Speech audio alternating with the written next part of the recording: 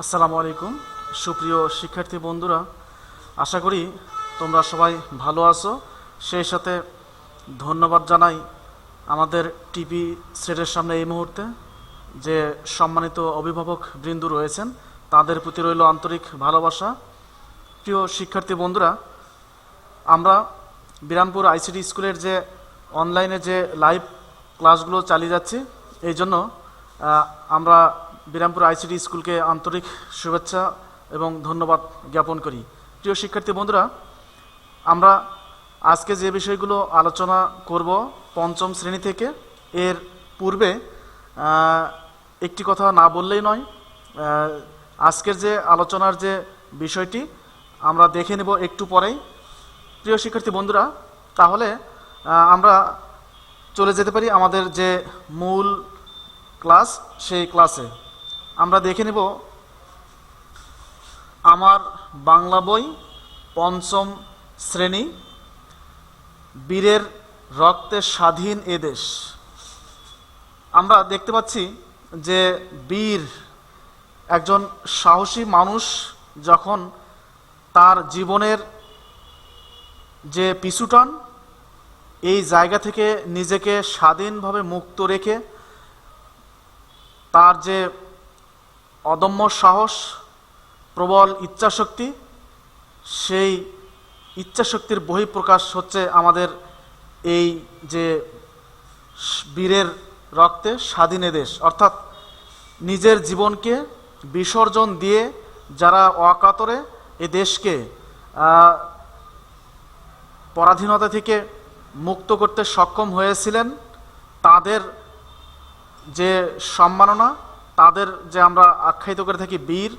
সত্যি আমাদের ৭১ সালে যে মহান স্বাধীনতার যুদ্ধ হয়েছিল, সুদীর্ঘ ৯ মাস রক্তক্ষয়ী যুদ্ধ, সেই যুদ্ধে যারা নিজেদের জীবন বাজি রেখে এদেশকে স্বাধীন করেছিলেন, তাদের প্রতি সম্মান প্রদর্শন করেই আজকের আমাদের এই ক্লাসটি অবশ্যই মনোমুগ্ধকর হবে, এ আশা অবশ্যই আমরা করতে পারি। প্রিয় শিক্ষার্থী বন্ধুরা, আমরা বীরের রক্তে স্বাধীন এদেশ একটু পিছনে ফিরে যদি আমরা তাকাই, ১৭৫৭ সাল ২৩শে জুন পলাশীর আম্রকাননে বাংলার শেষ নবাব সিরাজউদ্দৌলাকে পরাজিত করে নির্মমভাবে হত্যা করা হয়।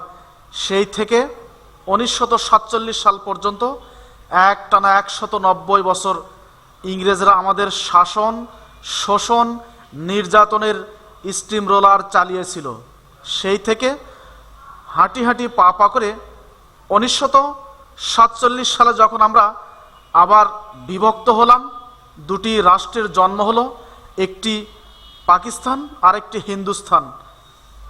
এই পাকিস্তানের একটি অংশ আমরা পূর্ব পাকিস্তান নামে তখন পরিচিতি লাভ করেছিলাম। প্রিয় শিক্ষার্থী বন্ধুরা, আমরা জানি সেই থেকে সুদীর্ঘ ২৩ বছর পাকিস্তানি শাসক গোষ্ঠী আমাদের উপর বিভিন্নভাবে তাদের যে মত, তাদের যে সিদ্ধান্ত, সেগুলো চাপিয়ে দেওয়ার চেষ্টা করেছে। আমরা প্রত্যক্ষ পরোক্ষভাবে দেখি ৫২ সালের ভাষা আন্দোলনকে তারা দমিয়ে রাখতে চেয়েছিল, কিন্তু এই বাংলার দামাল ছেলেদের যে জীবন, তাদের যে রক্ত, বুকের তাজা রক্ত রাজপথে ঢেলে দিয়ে ভাষাকে, তাদের যে ভাষার প্রতি তাদের যে শ্রদ্ধা, এটি যথার্থ তারা রাখতে সক্ষম হয়েছিলেন। আমরা আমাদের ভাষাকে নিজেদের মতো করে আমরা মত বিনিময় করার যে একটি সহজ মাধ্যম, সেটি আমরা বিসর্জন দিতে দেইনি। প্রিয় শিক্ষার্থী বন্ধুরা, আমরা দেখি এরপরে ৭১ সালে সেই পাকিস্তানি হানাদার বাহিনীদের বিরুদ্ধে যখন আমাদের যুদ্ধ, ৭১-এর সেই মহান স্বাধীনতার যুদ্ধ, সেই যুদ্ধে পরাধীনতা থেকে স্বাধীন হবার জন্য যে বাঙালির যে মনে প্রাণে যে আকাঙ্ক্ষা, বাসনা, এই বাসনা পূরণ করতে গিয়ে তৎকালীন সময়ে যে দামাল ছেলেরা রক্ত দিয়েছিল, তাদের রক্তের বিনিময়ে আমরা পেয়েছি স্বাধীনতা। সেই সব মানুষদের মধ্যে যারা নিজেদের উৎসর্গ করেছিলেন, তাদের মধ্যে অন্যতম ছিলেন বীর শ্রেষ্ঠ। এই বীর শ্রেষ্ঠদের নিয়েই আজকে কিছু আলোচনা করব। প্রিয় শিক্ষার্থী বন্ধুরা, আমরা জানি এই বীর শ্রেষ্ঠ অর্থাৎ বাংলাদেশে মহান স্বাধীনতা যুদ্ধে যারা অংশগ্রহণ করেছিলেন যুদ্ধে, তাদের 4টি পর্বে বিভক্ত করা হয়। এখানে একটি কথা আমি বলতে চাই, এই যে আমাদের যে মুক্তিযোদ্ধাদের যে সম্মান যে খেতাব, এটি মূলত 15ই ডিসেম্বর 1973 সনে সরকারি গেজেট নোটিফিকেশনের মাধ্যমে গণপ্রজাতন্ত্রী বাংলাদেশ সরকার মুক্তিযোদ্ধাদের খেতাব প্রদান করেছিলেন। আমি আবারও বলছি, মুক্তিযোদ্ধাদের যে সম্মান যে খেতাব দেওয়া হয়েছিল তাদের সম্মান রক্ষার্থে, সেটি বাংলাদেশ সরকার গণপ্রজাতন্ত্রী বাংলাদেশ সরকার 1973 সনে 15ই ডিসেম্বর গেজেট নোটিফিকেশনের মাধ্যমে এটি প্রকাশ করেছিলেন। প্রিয় শিক্ষার্থী বন্ধুরা, আমরা সেই মুক্তিযোদ্ধাদের সম্মাননা, তাদের যে খেতাব 4টি পর্বে আমরা দেখতে পেয়ে থাকি। একটি হচ্ছে বীর শ্রেষ্ঠ 7 জন, এরপরে বীর উত্তম 68 জন, বীর বিক্রম 175 জন এবং বীর প্রতীক 426 জন। প্রিয় শিক্ষার্থী বন্ধুরা, এই তারই ধারাবাহিকতায় আমরা আজকে আমাদের যে মূল বিষয়বস্তু বীরের রক্তে স্বাধীন এ দেশ, এই বিষয়টি নিয়ে আলোচনা রাখব। প্রিয় শিক্ষার্থী বন্ধুরা, একটি কথা বলি, আমাদের যেহেতু 5ম শ্রেণী সমাপনী পরীক্ষা হবে, এই জন্য আমাদের বোর্ড বইয়ের প্রতি যথেষ্ট নজর রাখতে হবে। শুধুমাত্র বোর্ড বইটা যদি আমরা বারবার অনুশীলন করে থাকি, তাহলে আমাদের যে লক্ষ্য, আমাদের যে সেই ভালো ফলাফলের যে একটি মনোবাসনা, এটি পূরণ করতে আমরা সক্ষম হব। প্রিয় বন্ধুরা, আমরা দেখে নিব আমাদের আজকের যে আয়োজনমালা। প্রথমে আমরা দেখে নেই কিছু শব্দের অর্থ ও টিকা। এতে করে আমাদের মূল গল্পটি যখন আমরা পড়ব, তখন সহজেই এই বাক্যগুলোর অর্থ আমরা অনুধাবন করতে পারব। প্রিয় বন্ধুরা, আমরা দেখে নেই শব্দের অর্থ। টহল, পাহারা দেওয়া, আসন বসার জায়গা, অবধারিত, অনিবার্য, অনিবার্য, নির্ধারিত, যা হবেই, রক্ত স্রোতে, রক্তের প্রবাহে, রঞ্জিত, রাঙানো, শায়িত, শুয়ে আছে এমন। প্রিয় বন্ধুরা, আমরা দেখে নিলাম আমাদের শব্দের অর্থগুলো।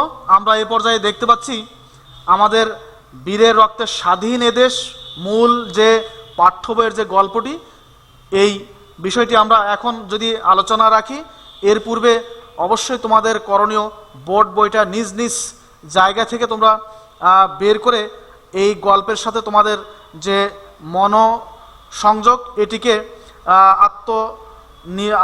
আত্মসংযোগ করতে হবে। অর্থাৎ তোমাদের গুরুত্ব সহকারে আমাদের এই লাইনগুলো অনুধাবন করতে হবে। প্রিয় বন্ধুরা, আমরা দেখতে পাচ্ছি শুরুতেই বলা আছে, দুরন্ত এক কিশোর, নাম নূর মোহাম্মদ শেখ, বাবা মায়ের একমাত্র সন্তান।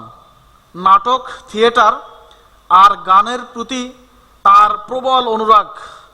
কিশোর বয়সে হঠাৎ করে তার বাবা মা মারা গেলেন, বদলে গেল তার জীবন। যোগ দিলেন EPRA অর্থাৎ ইস্ট পাকিস্তান রাইফেলস এ। এখান থেকে প্রশ্ন হতে পারে যে নূর মোহাম্মদ শেখ বাবা মার কততম সন্তান ছিলেন? একমাত্র সন্তান।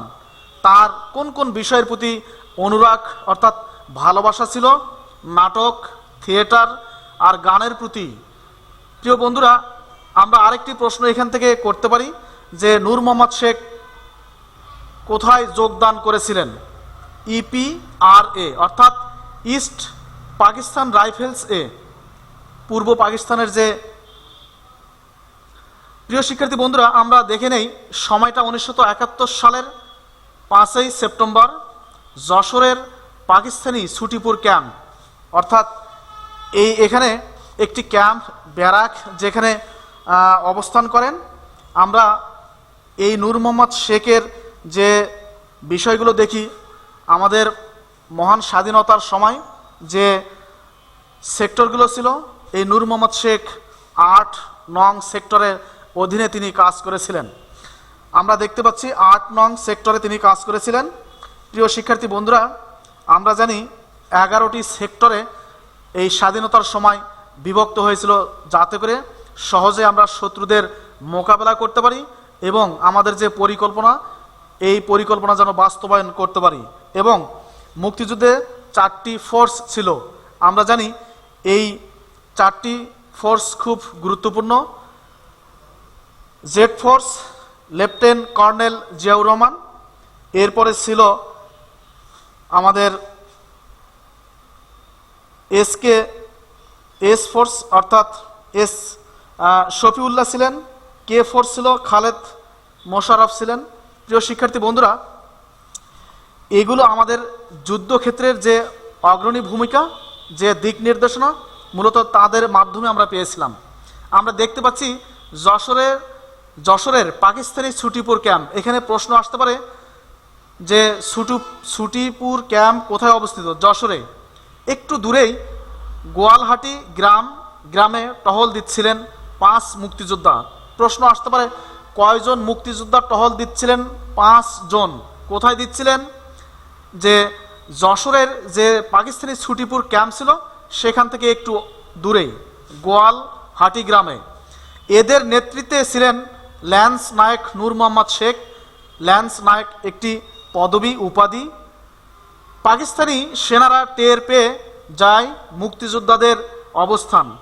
রাজাকারদের সহায়তায় 3 দিক থেকে পাকিস্তানি সেনারা তাদের ঘিরে ফেলে। কাদের? অর্থাৎ মুক্তিযোদ্ধাদের ঘিরে ফেলে। কারা ঘিরে ফেলেছিল? পাকিস্তানি সৈন্যরা। কাদের সহযোগিতায়? রাজাকারদের। অর্থাৎ স্বাধীনতা বিরোধী, মানবতা বিরোধী অপরাধে যারা জড়িত ছিলেন, তারা চাননি আমাদের এই দেশটি স্বাধীন হোক।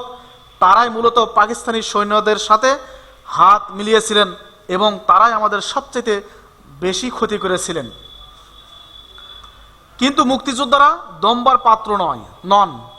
এই দলেই ছিলেন অসীম সাহসী মুক্তিযোদ্ধা নান্নু মিয়া। এখানে আরেকটি প্রশ্ন হতে পারে যে আমাদের নূর মোহাম্মদ শেখের অধীনে যে যুদ্ধ হয়েছিল ওই ছুটিপুর ক্যাম্পে, সেখানে আরেকজন অন্যতম মুক্তিযোদ্ধার নাম হচ্ছে নান্নু মিয়া।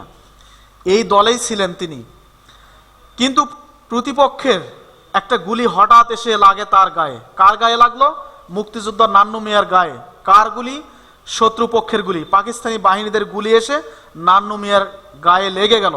নূর মোহাম্মদ তাকে এক হাত দিয়ে কাঁধে তুলে নিলেন আর অন্য হাত দিয়ে গুলি চালাতে থাকলেন। এখানে একটি তার যে মনোবল, মনস্তাত্ত্বিক যে একটি ব্যাপার, সত্যি নূর মোহাম্মদ প্রশংসা পাওয়ার দাবি রাখে। আমরা এখানে দেখতে পাচ্ছি একজন সহযোদ্ধা গুলি খেয়ে তিনি তার জীবন হুমকির সম্মুখীন হলো, তাকে কাঁধে তুলে নিলেন আর এক হাত দিয়ে তিনি তার যে মনের যে তেজ, তার যে স্পিরিট, তার যে বাসনা, পরাধীনতার গ্লানি থেকে দেশকে মুক্ত রাখবেন, প্রাণপণে তিনি আর এক হাত দিয়ে তিনি যুদ্ধ চালিয়ে যেতে লাগলেন যতক্ষণ পারলেন। কৌশল হিসেবে বারবার নিজের অবস্থান পরিবর্তন করতে থাকেন তিনি। এখানে আরেকটি প্রশ্ন হতে পারে, নূর মোহাম্মদ শেখ কেন কৌশল পরিবর্তন করেছিলেন? কারণ তাদের সংখ্যাই ছিল তারা কম। শত্রুপক্ষ যাতে বুঝতে না পারে যে তাদের দলের সংখ্যায় লোকজন কম, এই জন্য তিনি বারবার তার যে অবস্থান এটি পরিবর্তন করার মধ্য দিয়ে শত্রুপক্ষকে বুঝাতে চেয়েছিলেন যে আমরা সংখ্যায় অনেক। এই যে তার মেধা, তার যে মনন, সত্যি আমাদের সত্যিকারের একজন বীর শ্রেষ্ঠ তিনি।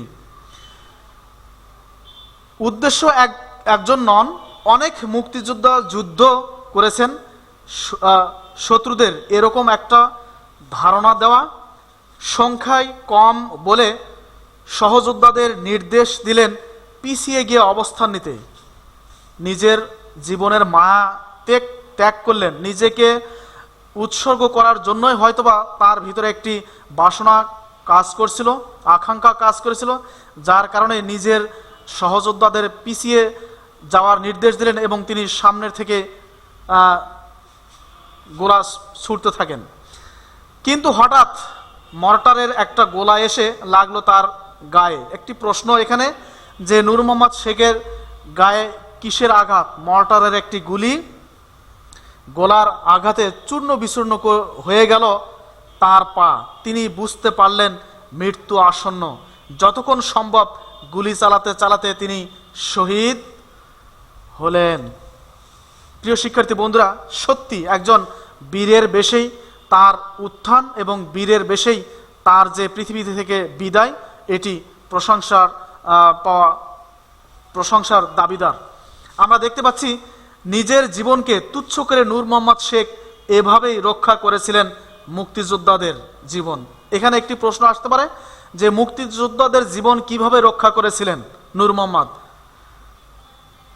সাহসী এই বীর শ্রেষ্ঠ মুক্তিযোদ্ধা জন্মগ্রহণ করেন 1936 সালের 26শে ফেব্রুয়ারি নড়াইলের মহিষখোলা গ্রামে। প্রশ্ন আসতে পারে যে নূর মোহাম্মদ শেখ কখন জন্মগ্রহণ করেছিলেন? 1936 সালে। কোন মাসে? ফেব্রুয়ারি মাসে। কোন জেলায়? নড়াইল জেলায়।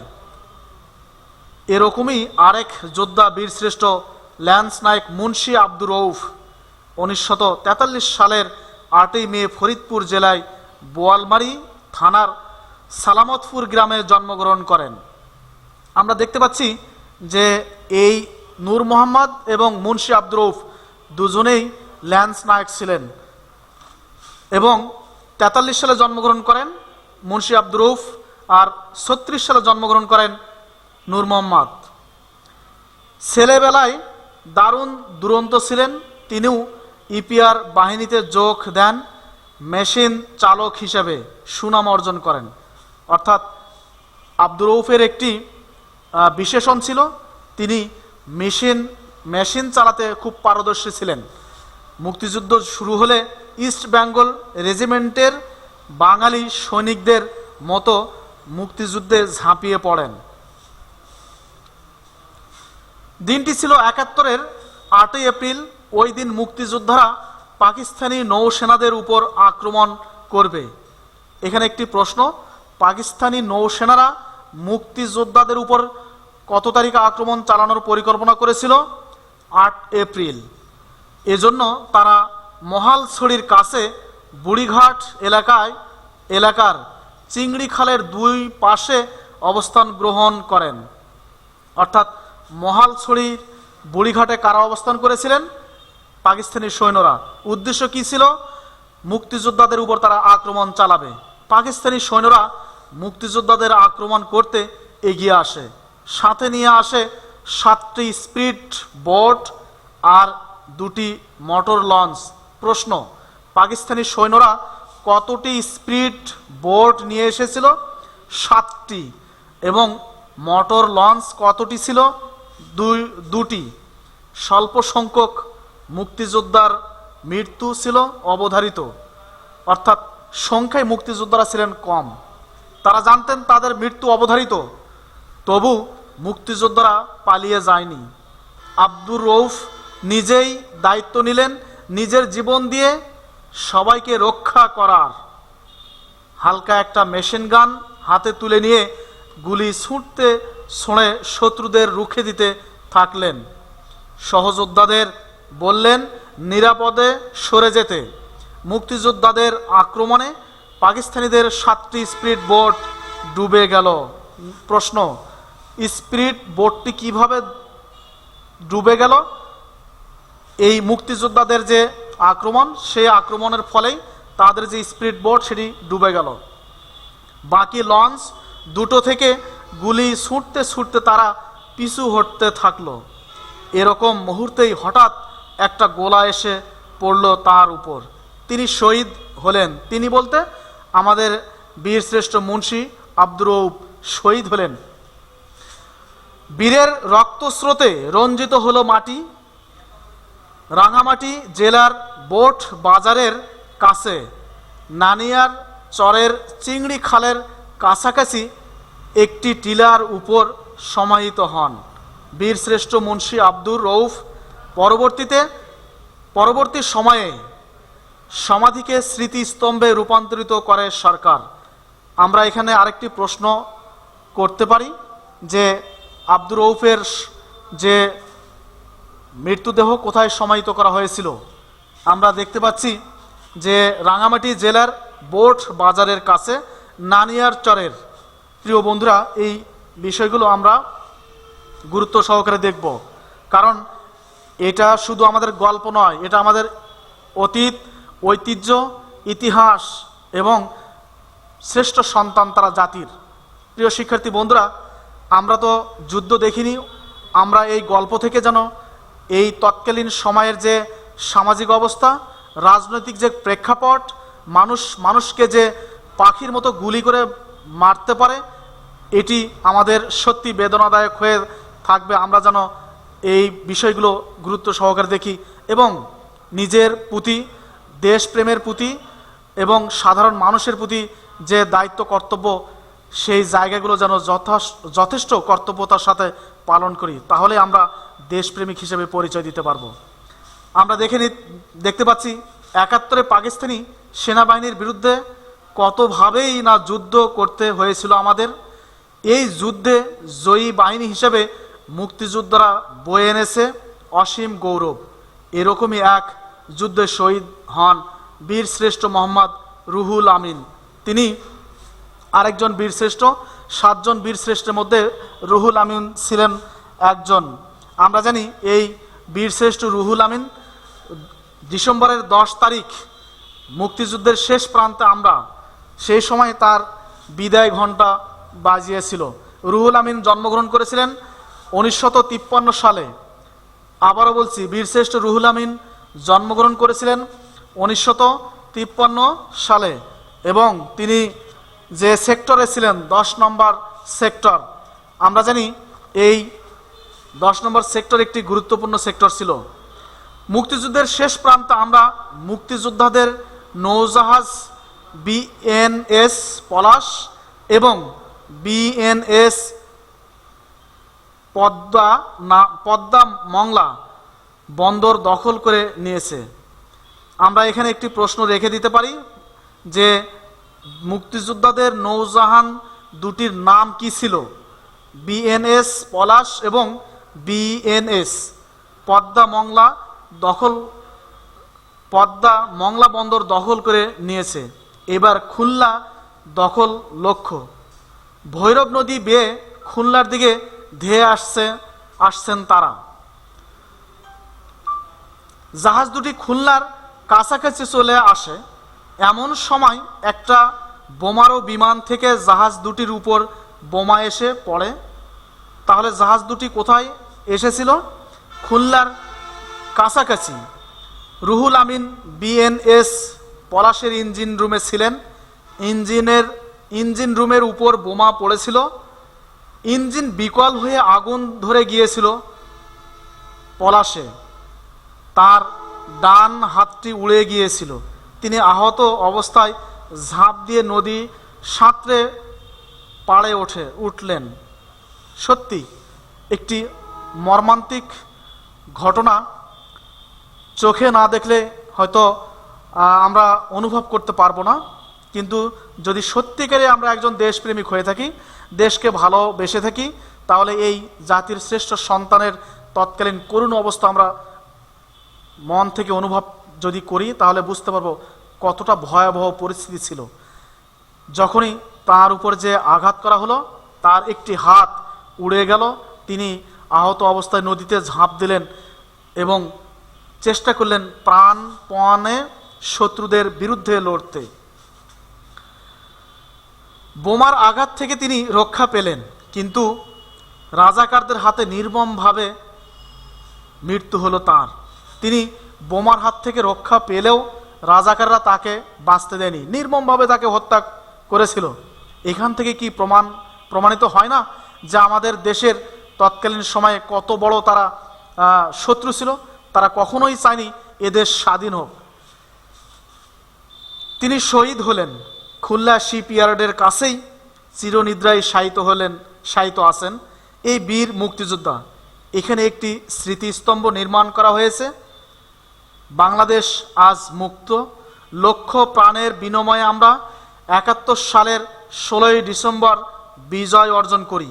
দেশের এ বীরশ্রেষ্ঠ মুক্তিযোদ্ধাদের জন্য গর্বিত আমরা দেখে নিলাম আমাদের আজকের যে এই মহান স্বাধীনতার যুদ্ধে যারা অকাতরে নিজেদের জীবনকে উৎসর্গ করেছিলেন, সেই বীরশ্রেষ্ঠ 7 জনের মধ্য থেকে আমরা 3 জন বীরশ্রেষ্ঠের যে আলোচনা, সত্যি তোমরা মনোযোগ সহকারে যদি এটা দেখে থাকো অবশ্যই অনুভব করবে যে আমাদের তারা কত বড় মর্যাদা বা আমাদের যে সম্মান, আমরা যে স্বাধীন দেশ, বিশ্বের দরবারে যে মাথা উঁচু করে দাঁড়িয়ে আজকে নিজের ভাষায় কথা বলতে পারতেছি, এইটা সম্ভব হয়েছে তাদের আত্মত্যাগের মধ্য দিয়েই, মাধ্যমেই। এজন্য আমরা তাদের শ্রদ্ধাভরে স্মরণ করব। প্রিয় শিক্ষার্থী বন্ধুরা, এখান থেকে আমাদের শুধু পাঠ দান উদ্দেশ্য নয়, আমাদের উদ্দেশ্য হচ্ছে আদর্শ একজন দেশপ্রেমিক হিসেবে নিজেদের প্রস্তুত করা। এই সময়টা আসলে আমাদের একটি প্রস্তুত করার ক্ষেত্র। আমরা পরীক্ষার্থী না হয়ে আমরা যদি শিক্ষার্থী হই তাহলে আমাদের মঙ্গল। প্রিয় বন্ধুরা, এই পর্যায়ে আমরা দেখে নিতে পারি আমাদের কিছু সংক্ষিপ্ত প্রশ্ন। আমরা যদি মনোযোগ সহকারে মূল গল্পটা যদি দেখে থাকি অবশ্যই এগুলো উত্তর দেওয়া তোমাদের সম্ভব হবে। আমরা তাহলে দেখে নেই নূর মোহাম্মদ শেখ কিভাবে নিজের জীবন তুচ্ছ করে মুক্তিযোদ্ধাদের জীবন বাঁচিয়েছিলেন। আমরা দেখেছি তিনি সংখ্যায় কম বলে বারবার নিজের কৌশল অবস্থান পরিবর্তন করে বিপক্ষ শত্রুদের বোঝাচ্ছিলেন আমরা সংখ্যায় অধিক এবং সহযোদ্ধাদের সরিয়ে যেতে বলেছিলেন নিজের জীবনকে বাজি রেখে। ল্যান্স নায়ক মুন্সি আব্দুর রউফের যুদ্ধের ঘটনাটা লেখো। আমরা দেখে নিয়েছি বীরশ্রেষ্ঠ রুহুল আমিন কিভাবে শহীদ হয়েছিলেন। বীরশ্রেষ্ঠ রুহুল আমিন যখন তার উপরে বোমা মারা হয়েছিল জাহাজে, তিনি তার ডান হাতটি উড়ে গিয়েছিল, নদীতে ঝাঁপ দিলেন, পরবর্তীতে তিনি বাঁচতে পারেননি, রাজাকাররা তাকে নির্মমভাবে হত্যা করেছিল, এভাবে তিনি শহীদ হয়েছিলেন। গল্প থেকে মুক্তিযুদ্ধের সময় বীর যোদ্ধাদের সম্পর্কে যা জেনেছো তা নিজের ভাষায় লেখো। অবশ্যই তোমাদের এটা করতে হবে। অন্যান্য বাঙালির মতো কে মুক্তিযুদ্ধে যোগ দিয়েছিলেন এবং কেন? ছুটিপুর ক্যাম্প কোথায় ছিল? এই বানানটি একটু দেখে নেবে, সুটপুর হয়েছে, আসলে এটা ছুটিপুর ক্যাম্প কোথায় ছিল? যশোরে। সেখানে কারা অবস্থান করছিল? প্রিয় বন্ধুরা, আমরা দেখে নিব আরও কিছু শব্দের অর্থ। কারা দমবার পাত্র নন এবং কেন? মুক্তিযোদ্ধারা, তারা এই জন্য পিছনে ফিরে তাকাননি, সামনে তারা এগিয়েছেন। মনের ইচ্ছা বাসনা ছিল এই দেশকে স্বাধীন করবে, পরাধীনতার গ্লানি থেকে তারা মুক্ত করবে এ জাতিকে। কে অসংখ্য মুক্তিযোদ্ধাদের বাঁচাতে সাহায্য করেছিল এবং কেন? কোন মুক্তিযোদ্ধা ছোটকাল থেকেই দুরন্ত প্রকৃতির ছিলেন? বীরশ্রেষ্ঠ নূর মোহাম্মদ। কোন মুক্তিযোদ্ধা নেতৃত্বে পাকিস্তানি বাহিনীর 7টি স্পিড বোট ডুবে যায়? তোমরা দেখে নিয়েছো। প্রিয় বন্ধুরা, এই প্রশ্নগুলো তোমরা অবশ্যই বারবার বাসায় অনুসরণ করবে, তাহলে আমাদের পরীক্ষায় যে ভালো ফলাফল এটি আমরা সহজেই করতে পারি। প্রিয় শিক্ষার্থী বন্ধুরা, তাহলে আমাদের যে প্রশ্নগুলো আমরা দেখতে পাচ্ছি, এই প্রশ্নগুলো পড়ার আগে অবশ্যই আমরা শব্দের অর্থ এবং মূল গল্পটি বারবার পড়ব। এতে করে আমাদের শূন্যস্থান, বাক্য রচনা বা বাক্য তৈরি অথবা অনুচ্ছেদ থেকে কোনো প্রশ্ন যদি কোনো প্রশ্ন দেওয়া হয় সেগুলো আমরা সঠিক উত্তর দিতে পারবো। প্রিয় শিক্ষার্থী বন্ধুরা, আমরা দেখে নিলাম আমাদের আজকের যে লাইভ ক্লাস, অবশ্যই তোমরা উপভোগ করেছো। সেই সাথে আবারও আন্তরিক ভালোবাসা ও শুভেচ্ছা জানিয়ে শেষ করছি। তার আগে একটি কথা, যে আগামী লাইভ ক্লাসগুলো দেখার আমন্ত্রণ জানিয়ে এখানেই বিদায় নিচ্ছি। সবাই ভালো থাকো, সুস্থ থাকো, নিরাপদে থাকো। আসসালামু আলাইকুম।